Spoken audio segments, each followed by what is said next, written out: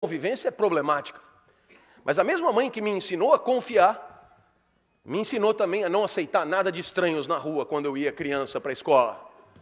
Ela me dizia, não fale com ninguém na rua, não aceite nada de estranhos. E naturalmente, a minha mãe também me ensinou a desconfiar, porque desconfiança também é um jeito de viver. Valores complexos, confiança e desconfiança, os dois a serviço da convivência. Professor, qual que é melhor? Eu já expliquei que o problema é seu. Pelo que o senhor falou, é melhor confiar. Eu não me lembro de ter falado nada disso. Não me tome por um tirano qualquer. Se o problema é seu, o problema é seu. A desconfiança também é bem legal. Afinal, quantos chifres você teria evitado se tivesse desconfiado mais? Quanto roedor de corda, quanto canalha, quanto vagabundo, quanto mentiroso, quanto ladrão, quanta gente que te rouba sistematicamente. Então, claro, a desconfiança ajuda a conviver, tanto quanto a confiança. Claro que a incerteza paira. E junto com essa incerteza, um sentimento típico de quem é livre para escolher a própria vida. Esse sentimento, desde Kierkegaard, a gente chama de angústia. A angústia te acompanhará. Professor, não é motivacional a palestra? Estava escrito no programa, palestra motivacional. A angústia te acompanhará. Porque a angústia acompanha todo mundo que tem que fazer alguma coisa com a vida e com a convivência e não sabe bem o quê. Por quê? Porque os valores são complicados, porque não há mesmo grandes certezas sobre o melhor jeito de viver e de conviver. E quando eu disse que a angústia te acompanhará, uma jovem, minha aluna, levantou o braço. Eu achei até que ela fosse polemizar. Eu achei até que ela fosse me dizer que a vida é bela e que eu era um fulano triste. Mas para minha surpresa, nada disso. Ela agradeceu pelo conceito. Obrigado pelo conceito de angústia, professor. É um sentimento que eu sempre senti, só me faltava o nome. Eu não sei nem se eu devia estar fazendo esse curso. Eu me pergunto o tempo inteiro, eu acho que eu sempre escolho errado. A angústia sempre me acompanhou, eu sou mesmo angustiada. Obrigado pelo conceito de angústia. Achei esquisito.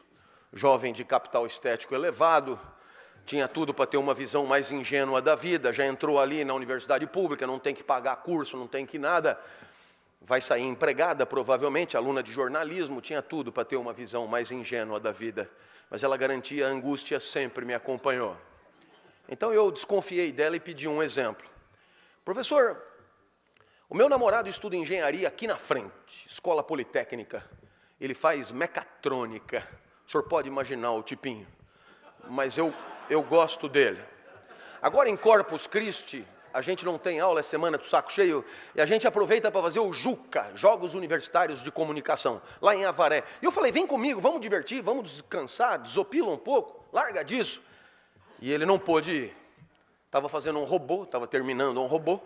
Faltavam só 2 antenas assim para o robô ficar pronto. Sem as antenas o robô não funciona. Vai você.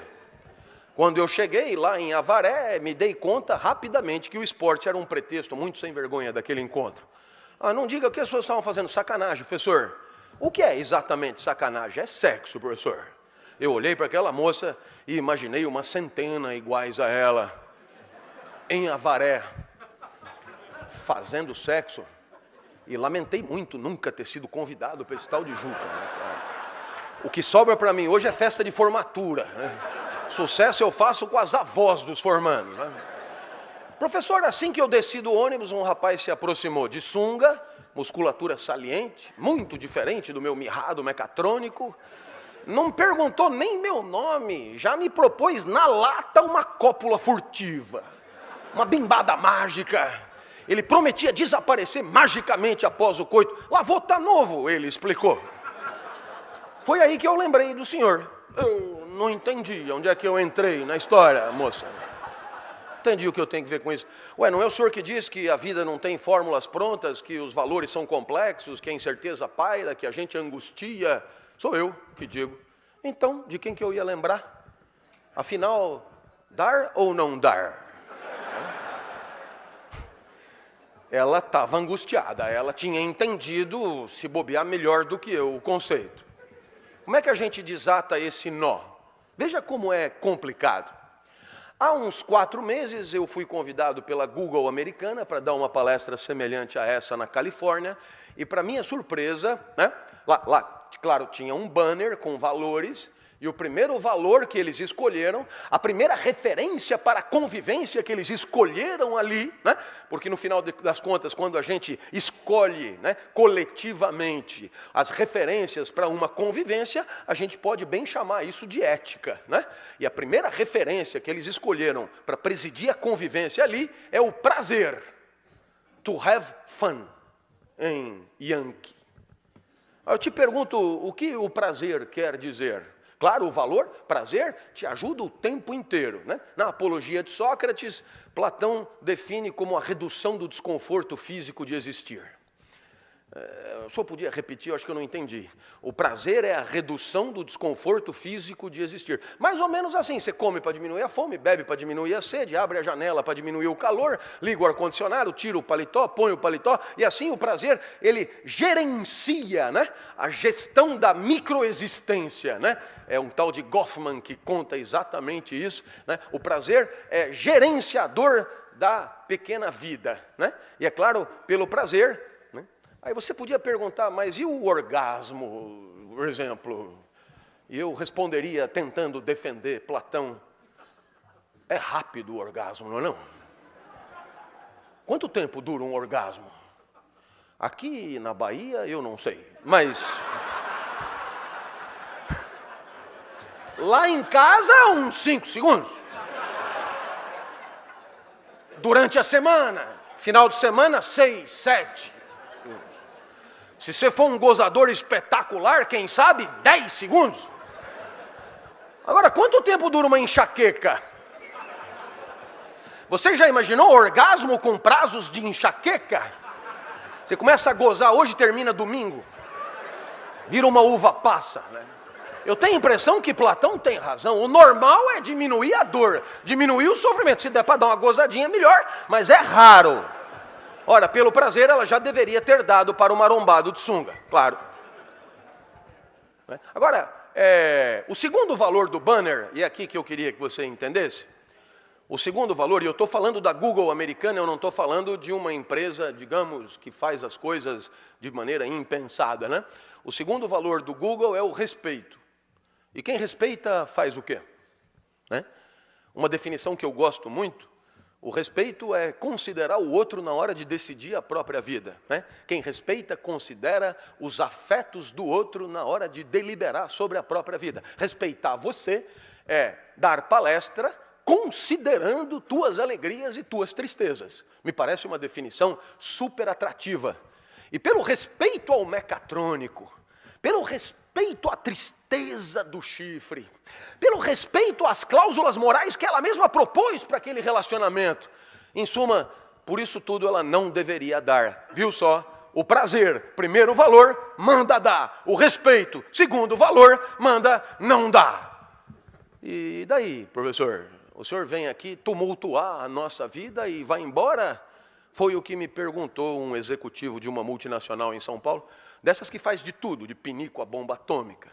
Era reunião fina, presidente e diretores, e um diretor se irritou comigo, diretor com jeito de diretor que se leva a sério, desses que se veste como diretor, escolhe a mulher que tem mais cara de diretor, carro de diretor, né? É exatamente a figura encarnada do diretor, Gomex no cabelo.